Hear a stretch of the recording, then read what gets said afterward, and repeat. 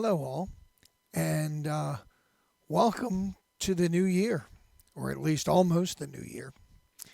I'm going to do a lesson tonight, which I thought that I'd never have to do, but it's a concern of mine that is actually happening to me, and I want to kind of warn or brief or inform other electronic drummers and traditional drummers, but more on the electronic side, of some things that are happening to me that I think you should know about ahead of time, because the things that are happening to me are not what I consider to be the norm in the drumming playing world.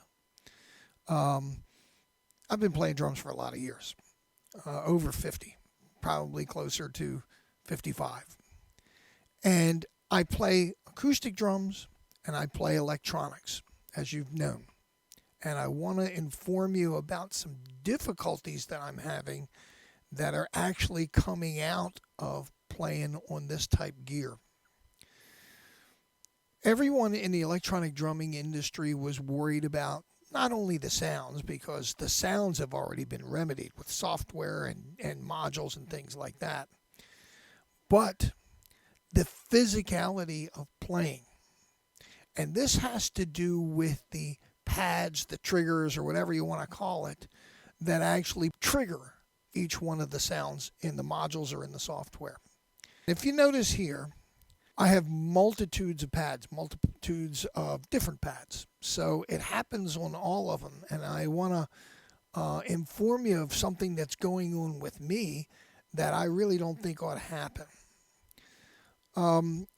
The drum manufacturers were all worried about the feel of playing on electronic drums. That feel started out with pads like this, which is like a hard gum rubber. And when you play on it, you'll find that if you play too hard on it, it hurts your wrists. The shock of the wrist with the pads was really, it was actually hurting a lot of people. So what they did was they came up with mesh pads. And if you notice, I have a number of mesh pads here. Different sizes, different different brands, things like that. The problem with mesh pads is it has the give that you need for a drum head. But more unlike the drum head, it's kind of like playing on a trampoline. And if you've ever jumped on a trampoline, you jump, the harder you jump, the harder the rebound you get. Well, that's the nature of the beast kind of on electronic drum heads, mesh heads. It's a woven material that has been put together so that it takes the give of the stick and kind of shoots it back at you. It gives you a great rebound, almost too much of a great rebound. And here's why I say that. When you're playing and you're playing on a traditional head, when you whack the head, no matter how hard you go, it goes down and it comes back, but it doesn't come back with a force that electronic drum heads do. Electronic drum heads come back with a force.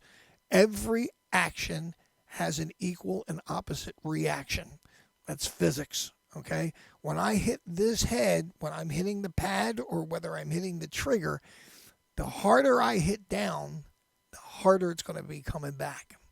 And what I'm finding out right now, and I didn't notice this until, just a little bit ago, when I'm playing really hard, because I get excited just like every other drummer, when I'm playing really hard, my grip is changing. Normally, when I play, and the way I teach my students to play, is by taking, when we're doing like a match grip or holding it, some of you in your right hand, and left hand for me, you take it between the thumb and your index finger. You kind of like draw a line. Oh, let me get over here. Draw a line between the two and hold the stick inside the first bend of your index finger. And it looks something like this. And that's traditionally the way that we're trying to play.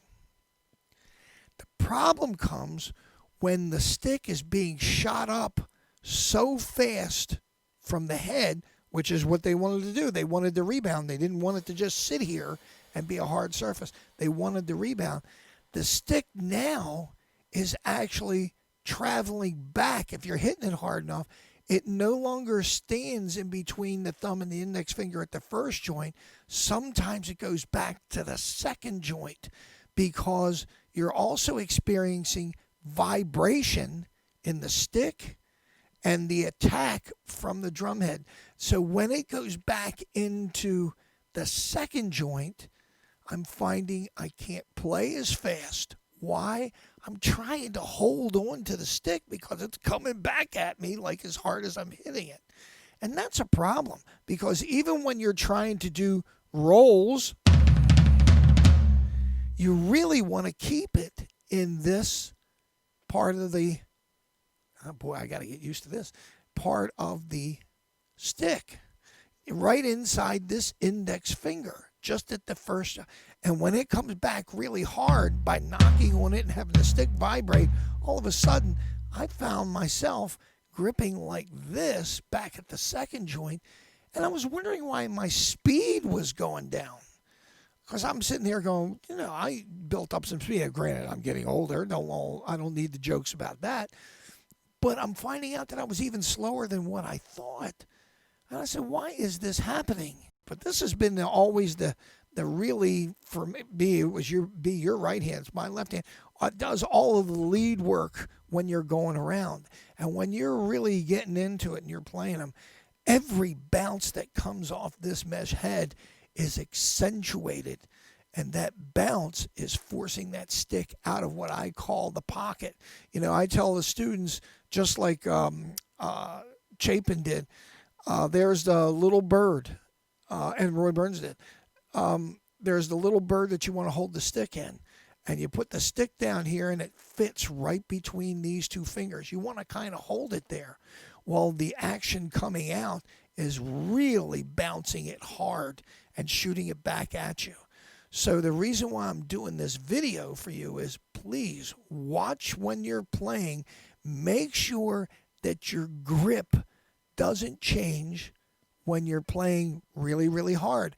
I'm finding out that I have to loosen my fingers more now so that I'm not, when I'm doing this, I'm trying to hold on to it. When I lock it into here, I'm holding the stick tight, and it's actually, kind of slowing down my grip.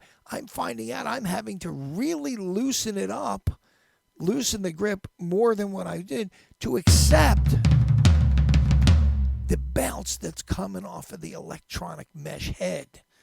And that's going to take some time for me to get used to, only because I'm still used to playing an acoustic head, which feels completely different. I don't care how they say, oh, the mesh heads emulate acoustic heads. No, they don't.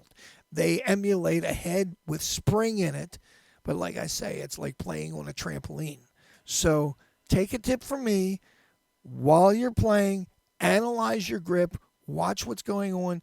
And if you don't like what's happening because it's falling into here, check and redo your grip. Make sure it's where you started and not where you end up with because you're doing something because your equipment's changing you. That's my tip for today. So let's not call it a warning. That's my tip for today. And I'll talk to you next time.